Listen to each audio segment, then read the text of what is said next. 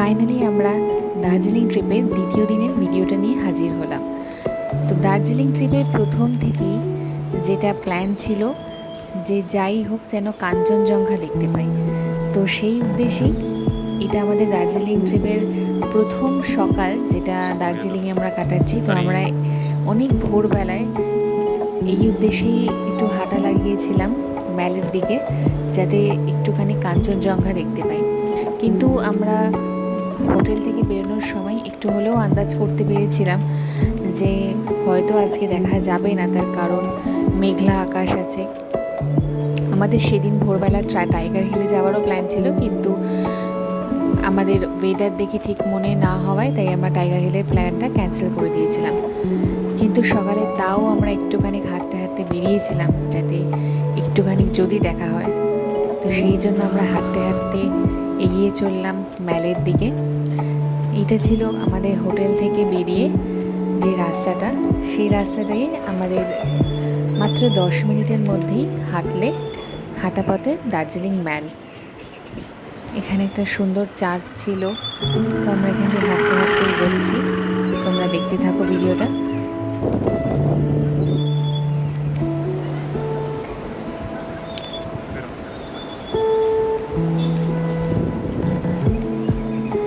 এই ম্যাল রোডে একটুখানি এগোতে পারলেই সামনে একটা খুব সুন্দর ভিউ পয়েন্ট আছে।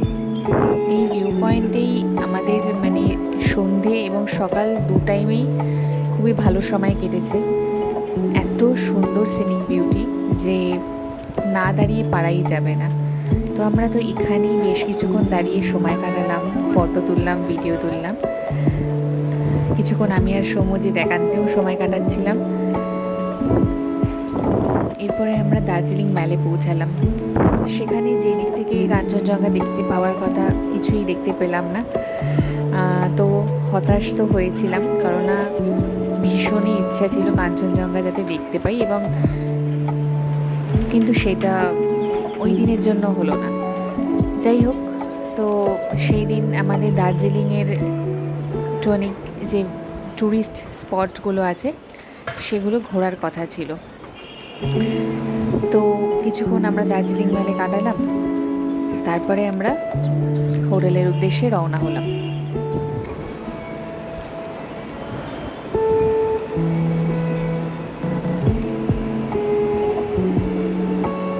সকাল সকাল দার্জিলিং ম্যালটা বেশ ভালো লাগছিল, ফাঁকা, নিজের মতো বেশ সুন্দর সময় কাটানো যায়। এরপরে আমরা আমাদের হোটেলে পৌঁছালাম। এটা আমাদের হোটেলের গ্রাউন্ড ফ্লোর ছিল। এখানে একটা লিফট আছে, দেখতেই পাচ্ছেন, যেখান থেকে যারা একটু বয়স্ক বা যাদের অসুবিধা আছে পায় তাদের জন্য খুবই সুবিধা হবে। এই হোটেলে যেহেতু আমরা 3 তলায় ছিলাম, তো আমরা সিঁড়ি দিয়েই উঠছিলাম, কারণ লিফটের স্পেসটা একটু হলেও কম, তো ম্যাক্সিমাম দুজনেই একসাথে যেতে পারবেন। এখানে বেশ কিছু সুন্দর সুন্দর ছবি লাগানো ছিল, সেগুলোই দেখাচ্ছিলাম। এরপরে আমরা ব্রেকফাস্ট করতে নেমে পড়লাম। হোটেলে বিভিন্ন রকমের খাবার পাওয়া যায় সকালে ব্রেকফাস্টের আইটেমে, তো আমরা যে যার নিজেদের ইচ্ছে মতো নিলাম খাবার। তো ব্রেকফাস্ট করার পর আমরা রওনা হলাম সেদিনের আমাদের ট্যুরিস্ট স্পটগুলো ঘোরার জন্য। প্রথমে আমাদের প্ল্যান হয়েছিল দার্জিলিংয়ের যে চিড়িয়াখানা, পদ্মজা নাইডু যে জুলজিক্যাল পার্কটা আছে, সেখানে আমাদের যাওয়ার একটা প্ল্যান হলো। তো সেটা আমাদের হোটেল থেকেও বেশ কাছাকাছি ছিল, তো ফার্স্ট আমরা ওটা দিয়ে স্টার্ট করলাম। এই যে চিড়িয়াখানাটি, এটা হাই অল্টিটিউডে একটি অবস্থিত চিড়িয়াখানা। এইটির জন্য এটি একটি বিখ্যাত চিড়িয়াখানা এটি, বিকজ এত হাই অল্টিটিউডে সেরকম কোনো চিড়িয়াখানার ব্যাপারে এখন অবধি শোনা যায়নি। সত্যি বলতে খুবই ভালো এই জুলজিক্যাল পার্কটা, অনেকটাই আলাদা অন্যান্য জায়গাকার চিড়িয়াখানার থেকে, এটা আমার মনে হয়েছে। অনেক ভালোভাবে এখানে বিভিন্ন রকম প্রাণীগুলো দেখা যাচ্ছিল, অনেক খোলামেলাভাবে ব্যাপারগুলো রয়েছে, এবং অনেকটা সামনে থেকেই আছে, যাতে অনেক ক্লিয়ার ভাবে দেখা যাচ্ছিল। এখানে যেমন আমরা একটি ভাল্লুককে দেখতে পাচ্ছি, এরপরে আরও বেশ কিছু প্রাণী আমরা দেখতে পেয়েছি। আপনাদের সামনে তুলে ধরছি, আপনারা দেখতে থাকুন।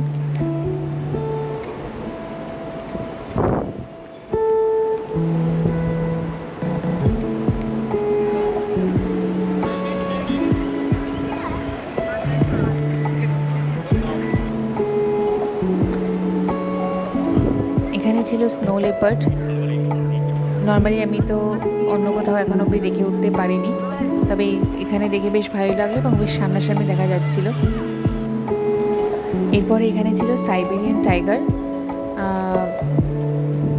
এটাও যথেষ্ট সামনে থেকে দেখা যাচ্ছিল, নো ডাউট, মানে খুবই ভালো লাগছিল। আর চারিদিকের প্রকৃতি তো মানে অসাধারণ, মানে কিছু বলার নেই। পাহাড়ে একটা চিড়িয়াখানা যে এত সুন্দর হতে পারে সেটা না দেখলে বোঝার নয়। এরপরে আমরা এখানে মাউন্টেনিয়ারিং যে ইনস্টিটিউট আছে সেখানে গিয়েছিলাম, সেখানেও কিছুক্ষণ হাঁটাহাঁটি করলাম। এরপরে আমরা ওখান থেকে রওনা হলাম নেক্সট ডেস্টিনেশনের জন্য।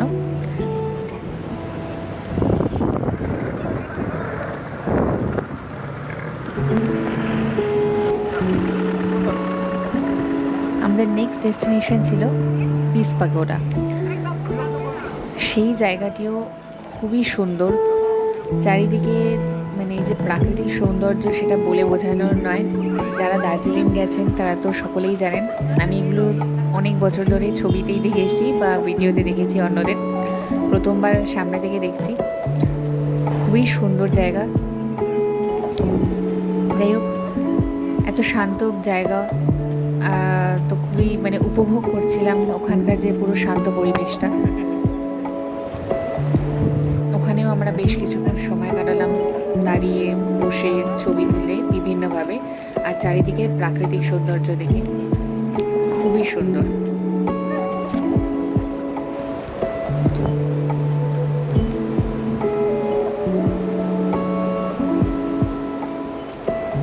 এরপরে আমরা দার্জিলিংয়ের একটি চা বাগানে গেছিলাম।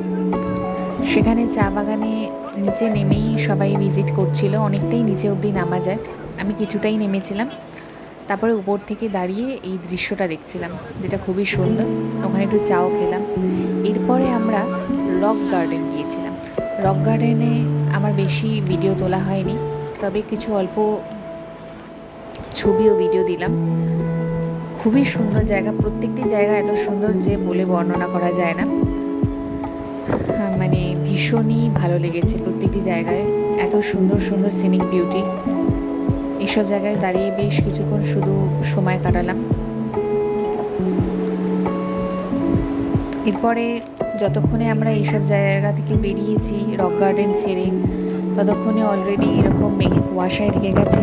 এরপরে আমাদের সিদ্ধান্ত নেওয়া হলো যে টাইগার হিলে একবার যদি যাওয়া যায়, কিন্তু টাইগার হিলে এতটাই মেঘ ও কুয়াশায় ঢেকে গেছে, কিন্তু গিয়েও বেশ ভালো লাগলো, একটা অন্যরকম অভিজ্ঞতা। কারণ মানে পুরোপুরি এরকম মেঘ অত্যাধিক হাওয়া দিচ্ছে, কিন্তু খুবই ভালো লাগছে। আমরা ওখানে দাঁড়িয়ে বেশ কিছুক্ষণ উপভোগ করছিলাম। যদিও টাইগার হিলে নর্মালি সকলে কাঞ্চনজঙ্ঘা দেখার জন্য আসে, যে কিন্তু আমরা আসিনি সকালে, কারণ মেঘলা আবহাওয়া থাকার কারণে। কিন্তু আমরা বিকালের দিকে একবার ঘুরে গিয়েছিলাম এই জায়গাটা, বেশ ভালো লাগলো।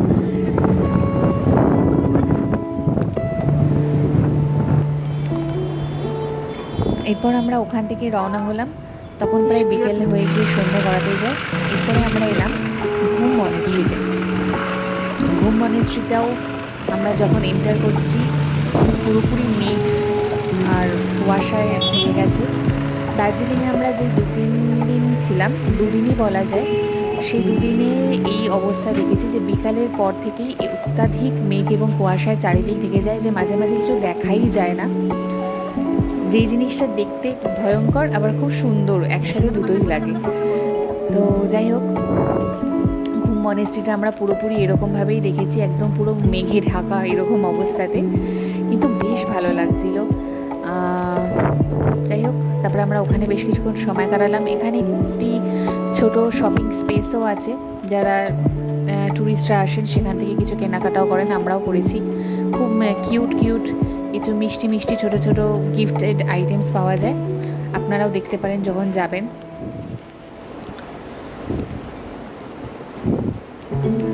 এরপরে আমরা ঘুম মনেস্ট্রি থেকে আমরা কিছুক্ষণ টাইম কাটানোর পর ওখান থেকে ডিসাইড করলাম